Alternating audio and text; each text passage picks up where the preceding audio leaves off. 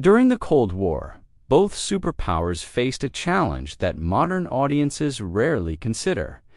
How do you provide reliable power in some of the most remote, unforgiving regions on Earth? In the far reaches of the Arctic, winter darkness can stretch for months, leaving no sunlight to capture. Temperatures drop so far below freezing that diesel fuel becomes nearly solid. Batteries crack and die, and conventional generators seize up unless constantly maintained. Despite these conditions, weather stations, military outposts, navigational beacons, early warning systems, and unmanned relay towers all demanded uninterrupted electricity to operate effectively. Finding a solution was not simply a technical challenge, it was a matter of national security. Solar panels were useless.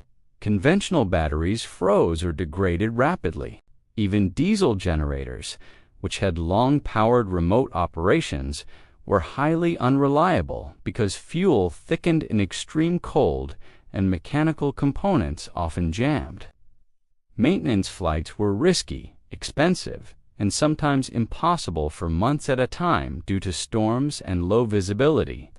Engineers had to rethink power generation entirely.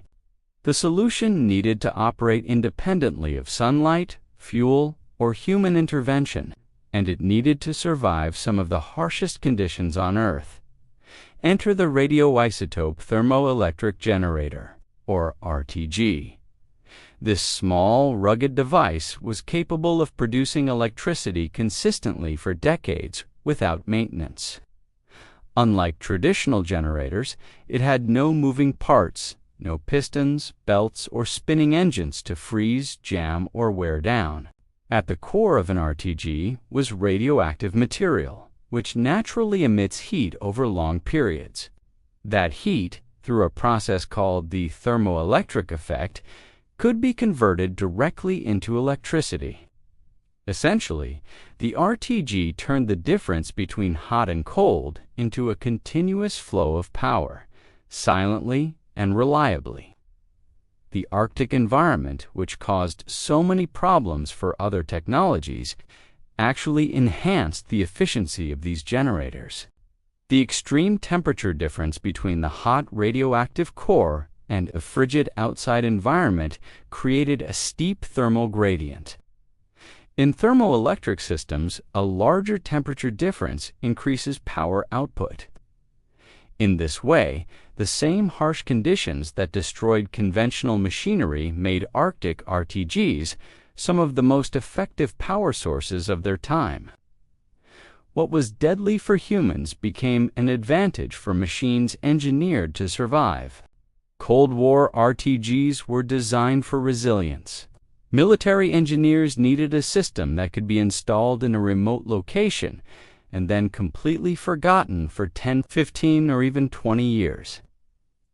Flights to maintain equipment were dangerous, especially in winter, when storms could make landing impossible. RTGs required no refueling, no constant attention, and no protective staff to remain operational. Their reliability allowed strategic outposts to function continuously, providing critical intelligence, navigation, and weather data to support military and scientific operations. Beyond their Cold War application, RTGs teach timeless lessons about energy independence. Modern survivalists, off-grid planners, and engineers can take inspiration from their design philosophy. True independence from the grid or external support requires systems that don't rely on humans to keep them running.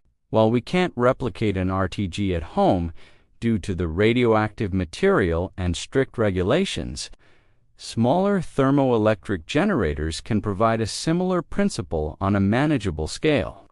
For example, attaching a thermoelectric module to a steady heat source, like a wood stove, can generate enough electricity for essential devices without moving parts. The concept remains the same. Convert a temperature difference into reliable power. Design simplicity was as critical as principle. Cold War RTGs were encased in strong, weather-resistant housings, fully insulated against wind, snow, and ice. Wiring was minimal and protected, and mounts were stable enough to withstand storms, shifting ice, and even minor seismic activity. Anything exposed to the environment had to assume that maintenance might not happen for months or even years. For anyone setting up power in a remote location today, the takeaway is clear. Robust, simple, and well-protected systems outperform complex ones in harsh, unpredictable conditions. The role of RTGs extended far beyond isolated military outposts. They powered Arctic lighthouses along northern coastlines, kept meteorological stations functional during months when no aircraft could fly, and allowed early detection systems to operate quietly during global political tensions, in some cases, even decades after the Cold War. Cleanup crews discovered old RTGs still quietly producing electricity, often in locations completely abandoned by humans. These machines, small and unassuming, were endurance champions built to survive what humans could not. From an engineering perspective, RTGs illustrate a critical principle. Reliability often outweighs elegance. Systems that prioritize longevity, simplicity, and resilience may lack the sophistication of modern machines, but in extreme environments, they become indispensable. Survivalists and remote region planners can learn from this principle, reducing moving parts, insulating systems, and minimizing reliance on external maintenance are all strategies derived directly from lessons learned with Arctic RTGs. The story of RTGs also provides a unique historical perspective. They represent an overlooked chapter in Arctic exploration and military strategy. While many Cold War technologies were secret and highly specialized, RTGs demonstrate how necessity drives innovation in extreme conditions.